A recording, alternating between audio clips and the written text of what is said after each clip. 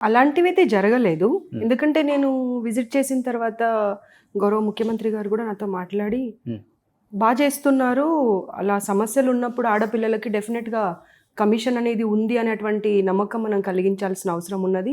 Go head and do your job అని చెప్పారు. And వ్యక్తిగతంగా నన్ను మీరు అన్నారు కదా, అక్కడ పెద్ద సంస్థన చిన్న సంస్థన అనేది నాకు కనబడదు. ఓకే. ఒక ఆడపిల్ల సమస్యలో ఉంది, ఆ సమస్యకి పరిష్కారం నేను చూపించాలి. నా మీద ఒక నమ్మకంతో నాకు ఒక కాల్ చేశారు. ఓకే. కాల్ చేసి ఈ సమస్య ఉంది, పరిస్థితి ఇలా ఉంది అన్నప్పుడు మనం ఆ సమస్య గురించి పోరాటం చేయకపోతే అసలు పదవి ఎందుకండి? అవసరం ఆ పదవి? అంటే నలుగురికి చూపించుకోవడానికో లేకపోతే దాంట్లో వచ్చే ఏదైనా బెనిఫిట్స్ గురించి ఉండడానికో బాధ్యతలు తీసుకునే వ్యక్తిని నేను కాదు. కాబట్టి నాకు అక్కడ అసలు భయము అనేది నాకు తెలియదండి.